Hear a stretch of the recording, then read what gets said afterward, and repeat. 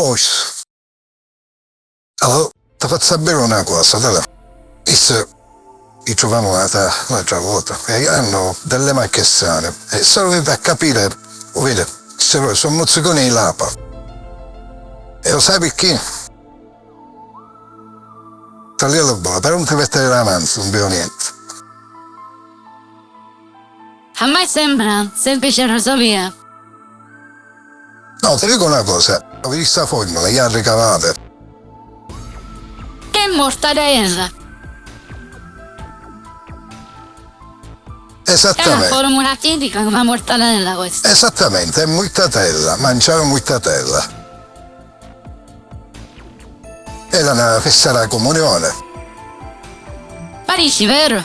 e si mangiava un Era picchio di sedicente. mortadella.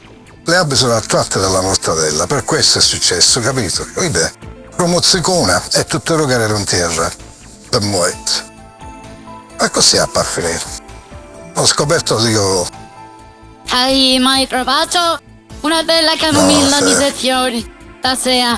Oppure un bel latte caldo? Sai, fa Lo bene. sai, non si convinta, vero? Diciamo di no. Chissà, l'hai visto che sai una volta, ma è successo.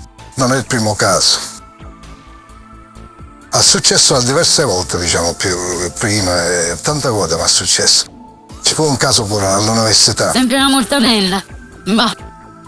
Hai provato qualcosa calabrese, quello piccante però. Potrebbe essere molto più potente.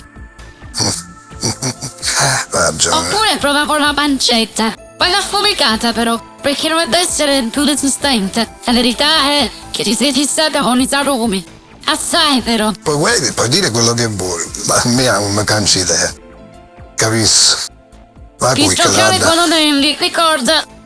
ti saluto.